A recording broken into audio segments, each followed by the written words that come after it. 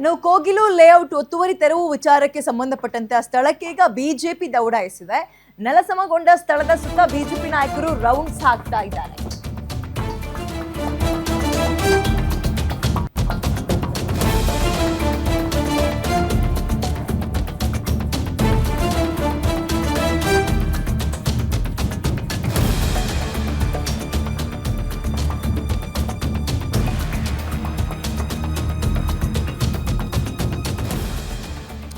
ಫಕೀರ್ slum Wasim ಸ್ಲಂಗೆ ಭೇಟಿ ಕೊಟ್ಟು ಪರಿಶೀಲನೆ ನಡೆಸಿದೆಯಂತೆ ಬಿಜೆಪಿ ಟೀಮ್. ಈಗ ಅಕ್ರಮ ವಲಸಿಗರ ಮಾಹಿತಿಯನ್ನ ಪಡಿತಾ ಇದ್ದಾರೆ. ಸರ್ಕಾರದ ಗುರುತಿನ ಚೀಟಿ ತೋರಿಸಿ ಅಂತ ಅಶೋಕ್ ಕೆಲವರು ಕೇಳಿದಾರಲ್ಲಿ. ಈ ವೇಳೆ ಕಾರ್ಡ್ ಇಲ್ಲ ಅಂತ ಸ್ಥಳೀಯರು ಉತ್ತರಿಸಿದಾರಂತೆ.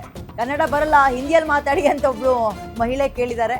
ನೀವು ಬಾಂಗ್ಲಾದವರಾ, ಬಾಂಗ್ಲಾ ಭಾಷೆ ಮಾತಾಡ್ತೀರಾ ಅಂತ ಅಶೋಕ್ ಕೇಳಿದ್ದಾರೆ. ಈ ವೇಳೆ ತಹಶೀಲ್ದಾರ್ ಕರೆದು ಮಾತಾಡಿದ್ದಾರೆ ಅಶೋಕ್.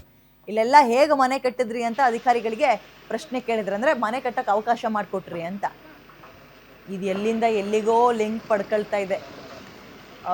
ರಾಜ್ಯದ ಬೆಂಗಳೂರಲ್ಲಿ ಕೇರಳದವ್ರು ಪ್ರಶ್ನೆ ಮಾಡಿದ್ರು ಅಂತ ಇದು ಯೂ ಟರ್ನ್ ತಗೊಂಡಿದೆ ಸರ್ಕಾರ. ಈಗ ಕೇರಳದ ಮುಗಿತು ಅಂತಿದ್ದಂಗೆ ಪಾಕಿಸ್ತಾನದವ್ರು ನಮ್ದೊಂದಲ್ಲಿ ಇಡ್ಲಿ ಅಂತ ಬಂದಿದ್ದಾರೆ.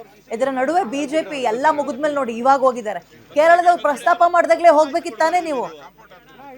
ಈಗ ಅಕ್ರಮವಾಗಿ ಮನೆ ಕಟ್ಕೊಟ್ಟಿರೋರಿಗೆ ಸಕ್ರಮವಾಗಿ ದಾರಿ ಮಾಡ್ಕೊಟ್ಟಂಗಾಯ್ತು. ಅವ್ರು ಯಾವ್ದೋ ಗುಡಿಸ್ಲು ಶೆಡ್ಡಲ್ಲಿ ಇದ್ರು, ಅವರಿಗೆ ಒಳ್ಳೊಳ್ಳೆ ಅಪಾರ್ಟ್ಮೆಂಟ್ ಅಲ್ಲಿ ಫ್ಲಾಟ್ ಕೊಡ್ತೀವಿ ಅಂತ ಇದೆ ಸರ್ಕಾರ. ಬೇಜಾರು ಮತ್ತು ಕೋಪ ಅಸಮಾಧಾನದ ವಿಚಾರ ಏನ್ ಗೊತ್ತಾ, ಅಲ್ಲಿ ರಾಜ್ಯದವ್ರಿಗಿಂತ ಹೊರ ರಾಜ್ಯದವರು ಹೊರ ದೇಶದವ್ರು ಇದ್ದಾರೆ ಅಂತ. ಈ ಬಾಂಗ್ಲಾದೇಶದವರೆಲ್ಲ ಅಕ್ರಮವಾಗಿ ನುಸುಳ್ಕೊಂಡಲ್ಲಿ ಇದ್ದಾರೆ ಅಂತ. ಅಂತವ್ರಿಗೂ ನೀವು ಮನೆ ಮಾಡ್ಕೊಟ್ಬಿಟ್ರೆ ರಾಜ್ಯದವ್ರೆಲ್ಲ ಹೋಗ್ಬೇಕು.